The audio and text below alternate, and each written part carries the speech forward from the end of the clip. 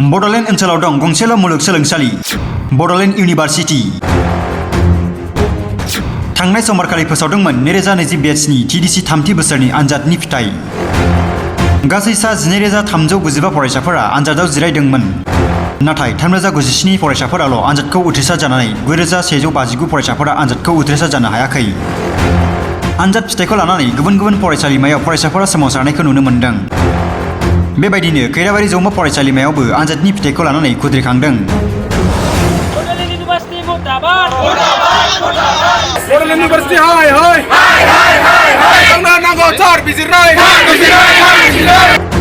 फरायसालिमानि गासै सा 300निबो बांसिन फरायसाफोरा आनजादाव जिरायदोंमोन। बिनिनो गासै सा 92 फरायसाफोराल' उथ्रिसारनो हायो आरो गुबुन सा 200निबो बांसिन फरायसाफोरा उथ्रिसारनो हायैयाव फरायसाफोरा दुखु मोननाय फोरमायदों। थारैनो मा जामारदों?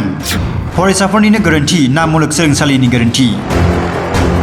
मुलुगसोलोंसालिनिफ्राय दिनैसिम जेबो रोखा खेंफोरथि मोनाखै। बे समाव खैराबारि जौमा फरायसालिमानि फरायसाफोरा मा फोरमायदों मिथिना लानि।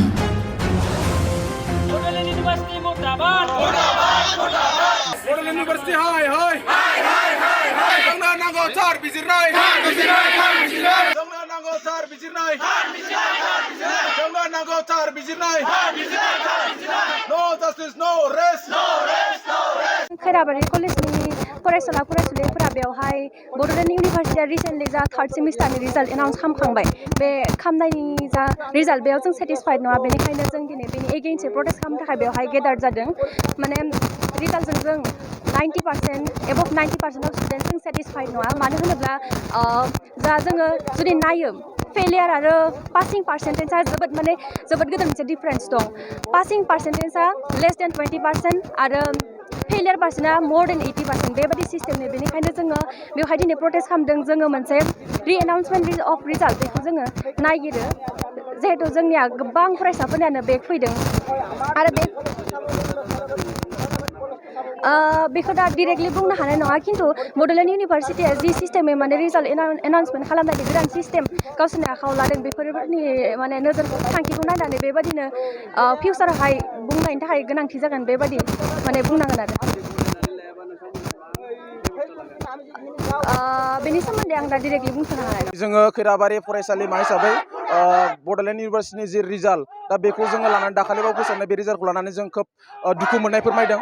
मानो होननानै बुङोब्ला एसेबां जुदि स्टुडेन्टआ जुदि बेबायदि खालामबाय थायोब्ला बड'लेण्ड इउनिभार्सिटिया खनसे नङा खननै नङा बेबायदिनो माने रिजाल्टखौ होबाय थायो। दा बेखौ लानानै जोङो दिनै दाखालिबाव होनाय रिजाल्टखौबो लानानै जों खोब दुखु मोनदों आरो बे रिजाल्टखौ जोङो माब्लाबाबो जों गनायना लानो हाया।